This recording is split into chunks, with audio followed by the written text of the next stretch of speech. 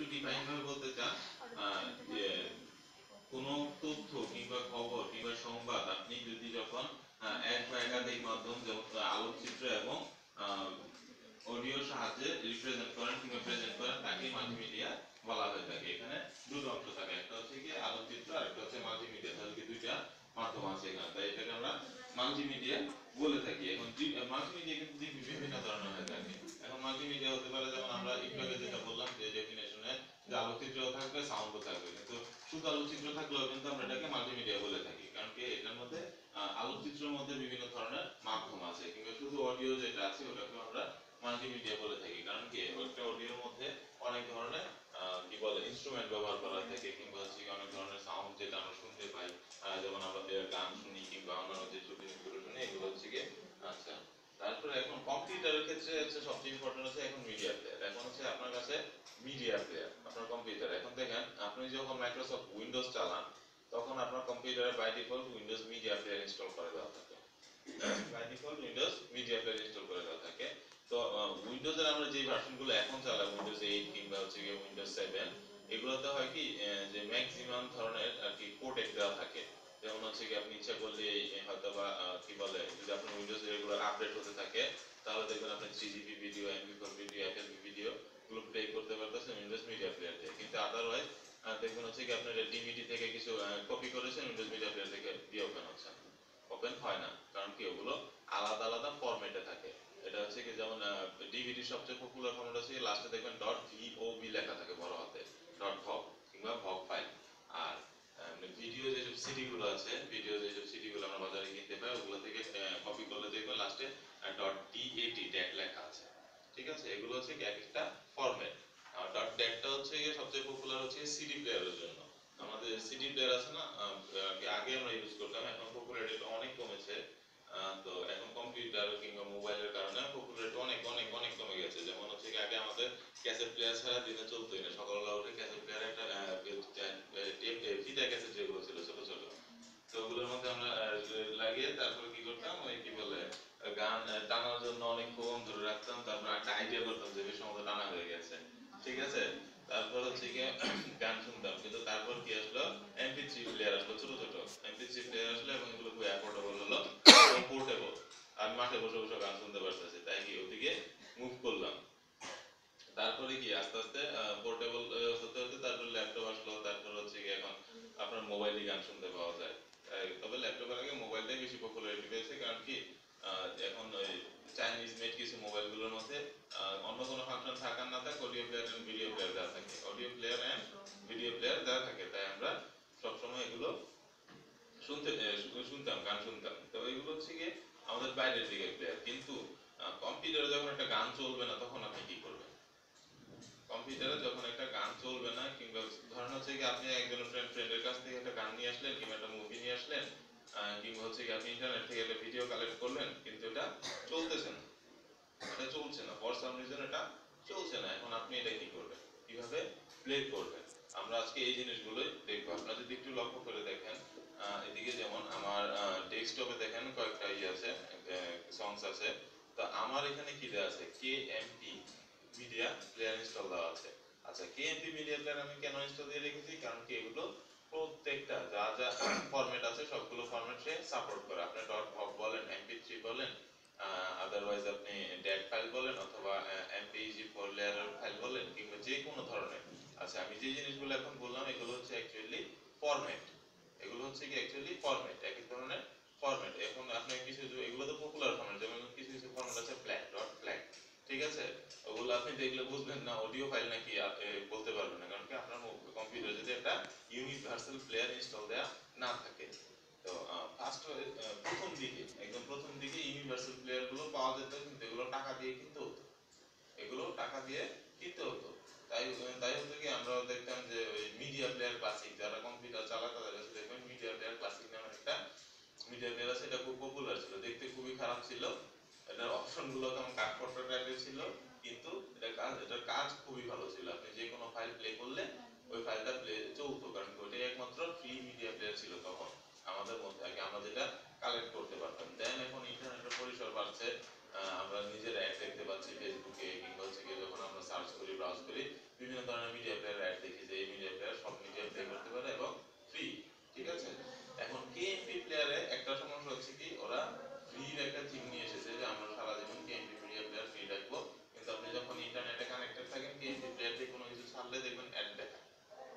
এটা একটা অ্যাড দেখা, কিংবা আপনার মুভির উপরে অ্যাড দেখাটা কেটে দেওয়া যায়, কিন্তু অ্যানোয়িং লাগে, বিরক্ত লাগে। গান শুনতেছি মাঝখানে যদি অ্যাড আসে, কিংবা মুভি চালানোর সামনে যদি অ্যাড আসে, তখন কি খুব খারাপ লাগে।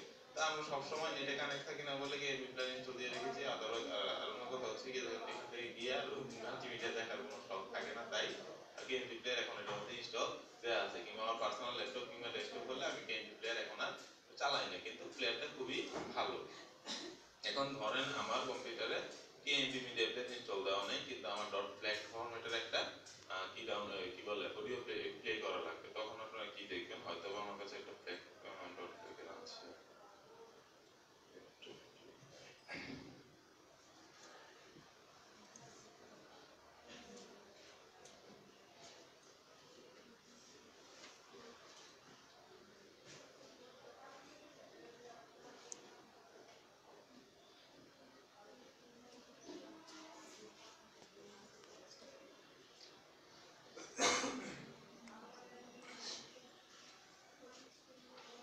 আচ্ছা, যেমন এটা হচ্ছে গিয়ে কোয়াইট রিডল রুম নামের একটা অ্যালবাম, গানের অ্যালবাম, ঠিক আছে।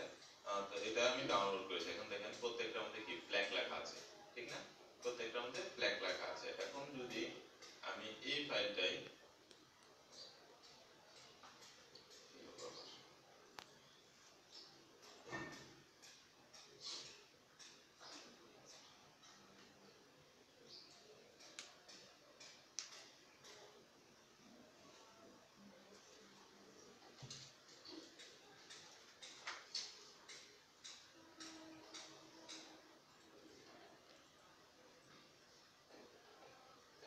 আচ্ছা, এখন যদি এই ফাইলটাই আমি দেখেন ওপেন উইথ, দেখেন এখানে ওপেন উইথ মিডিয়া প্লেয়ার সাজেস্টই করতেছেন না, কারণ আপনার কাছে কি এখন উইন্ডোজ ইনস্টল দেওয়ার পর বাই ডিফল্ট উইন্ডোজ মিডিয়া প্লেয়ারটি আছে, অন্য কোনো প্লেয়ার নেই। আপনি অ্যাজিউম করেন, ধরে নেন আর কি জিনিসটা। আপনি ওকে দিলাম।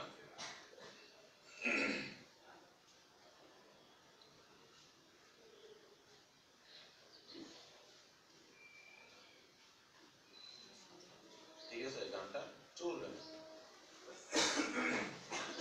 কারণ কি আপনার এই উইন্ডোজ মিডিয়া প্লেয়ার কাছে যেই লজিক কিংবা যে কোড দেওয়া আছে, ওতে ডট ফ্ল্যাগ ফরম্যাটের কোনো কোডিং দেওয়া নেই। সেই ডট ফ্ল্যাগ ফরম্যাটটা রিড করতে পারে না, কিংবা ডট ভগ ফরম্যাট গুলো সে রিড করতে পারে না। সেম ওয়েতে ভিডিওর ক্ষেত্রে ডট ভগ, ডট ট্যাগ, তারপর হচ্ছে কি ডট এফএলবি, এসব ফরম্যাট যেগুলো আছে সেগুলো সে উইন্ডোজ মিডিয়া প্লেয়ার কি বলে রিড করতে পারে না। উইন্ডোজ মিডিয়া প্লেয়ার সবচেয়ে ভালো চলে হচ্ছে WMV format, Windows media video format, কিংবা WMV format, Windows media audio format, ঠিক আছে।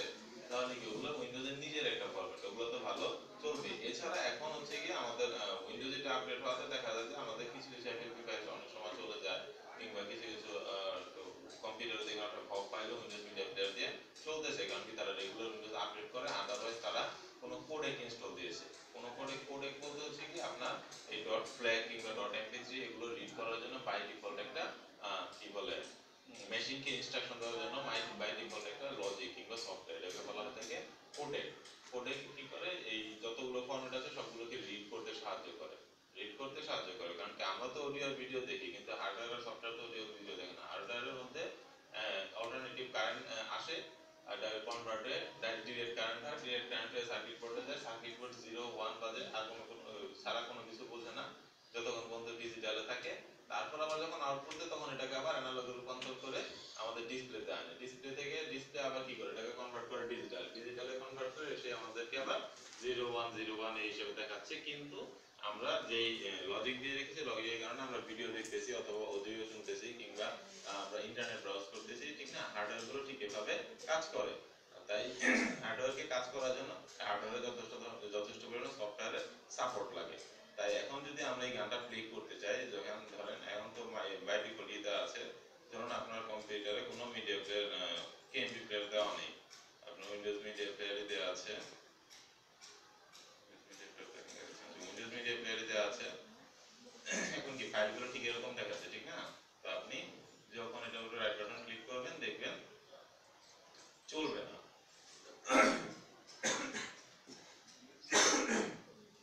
তখন দেখেন একটা প্রসিডিউর হচ্ছে গিয়ে রাইট বাটন ক্লিক করলেন, ওপেন উইথ দিলেন, দেখবেন এখানে ফার্স্টে এই দাগটার উপরে যে প্রোগ্রামগুলো আছে ওগুলো এটা সাপোর্ট করার পসিবিলিটি সবচেয়ে বেশি, কারণ উইন্ডোজ এগুলোকে রিকমেন্ড করে, এখানে এটা কেএমপি প্লেয়ারকে রিকমেন্ড করতেছে।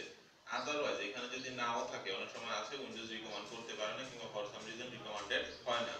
যেমন হচ্ছে এখানে যদি নাও থাকে তাহলে নিচে দেখবেন কেএমপি প্লেয়ার অথবা ভিএলসি প্লেয়ার আছে, কেএমপি প্লেয়ার অথবা ভিএলসি প্লেয়ার আছে, আপনার যে ইউনিভার্সাল প্লেয়ারটা আছে যেটা দিয়ে আপনি সব ধরনের ভিডিও চলে, সব ধরনের গান চলে। এখন কি করে সবাই উইন্ডোজ দেওয়ার সাথে সাথে হয়তো কেএমপি নাইলে ভিএলসি নাইলে ফ্লাশপি নাইলে না হলে কি বলে আর কিছু কিছু ভিডিও প্লেয়ার আছে, এগুলো তারা ইনস্টল দিয়ে নেয়, কারণ কি একজনের হার্ডওয়্যারের উপর ডিপেন্ড করে। যেমন কেএমপি প্লেয়ারটা হার্ডওয়্যার সাপোর্ট একটু বেশি লাগে, কেএমপি প্লেয়ারটা আপনি কোনো অডিও ভিডিও কিংবা মুভি দেখতে নিলে পাশাপাশি অন্য কাজ করা যায় একটু লো কনফিগারেশনে কম্পিউটার হলে। কিংবা ভিএলসি দিয়ে আপনি যদি প্লে